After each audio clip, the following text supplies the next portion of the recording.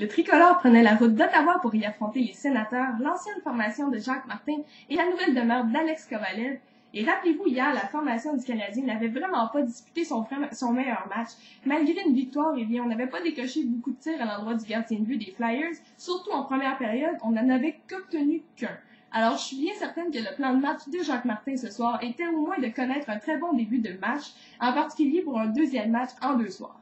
Et puis, en première période, les deux équipes ont beaucoup de difficultés à s'organiser dans les zones adverses. En fait, les Sénateurs reviennent d'un long voyage dans l'Ouest, et puis le Canadien est fatigué, et ça se voit. En fait, dès le début des 5 premières minutes de la période, c'est les Sénateurs qui contrôlent cette période, justement. En fait, le quatrième trio des Sens repousse longuement le Canadien dans son territoire et fait mal paraître notre quatrième trio. Même si on joue à forces égales, c'est vraiment pas beau à voir. À quelques reprises, le Canadien a failli être déjoué, mais encore une fois, c'est Jaroslav Halak qui sauve les meubles, car une autre période à l'image du Canadien qui laisse tout sur les épaules de son gardien de but, et cette fois, c'est Halak qui est d'office.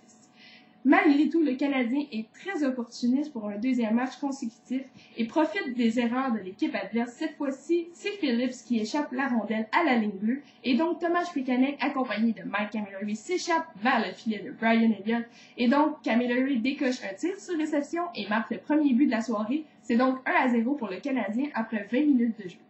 En deuxième période, il y a une mauvaise nouvelle pour le Canadien qui perd pour un deuxième match consécutif les services d'un défenseur.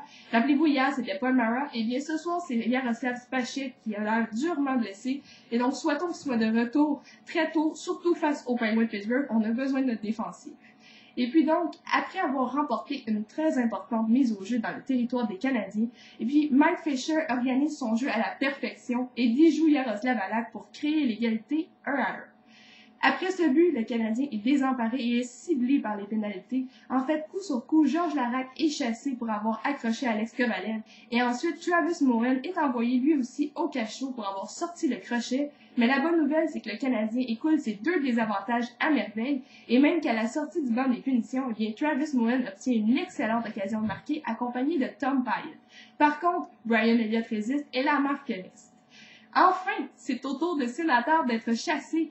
Et cette fois-ci, Marc-André Bergeron vient en profiter. Il n'hésite pas à marquer son 7e dans l'uniforme du Canadien. Et donc, la marque est de 2-1. Malgré tout, le Canadien continue d'accumuler les pénalités. Et cette fois-ci, c'est Al Gill ainsi que Ryan O'Byrne qui place son équipe dans l'eau chaude. Mais malgré tout, le Canadien travaille à merveille en désavantage numérique. Et encore une fois, la marque reste. En troisième période, c'est une grosse bourde de la part des arbitres. En fait, ils ne voient pas que Kelly accroche à plusieurs reprises Marc-André Bergeron. Et puis finalement, il chasse Bergeron après quelques tentatives qui, simplement, riposte au geste. Et donc, c'est lui qui est envoyé au cachot. Ça donne un autre avantage numérique aux Sénateurs, mais encore une fois, ils n'en profitent pas. Bonne nouvelle pour le Canadien. Ils finiront la soirée 0-6. Alors qu'il ne reste que 3 minutes à jouer en troisième période, c'est au tour du Canadien d'obtenir un revirement en leur faveur.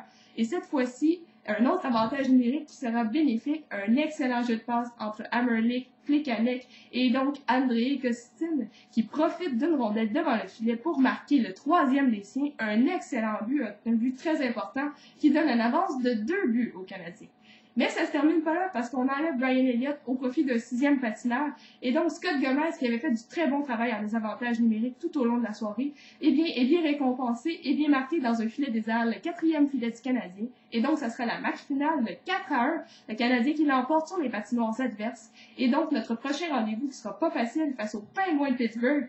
Et donc, je voulais sur une question, j'aimerais simplement savoir, considérez-vous que le travail de Scott Gomez est suffisant avec le Canadien vu son salaire? Et donc, laissez vos commentaires sous la vidéo. On se revoit contre les Penguins ce jeudi.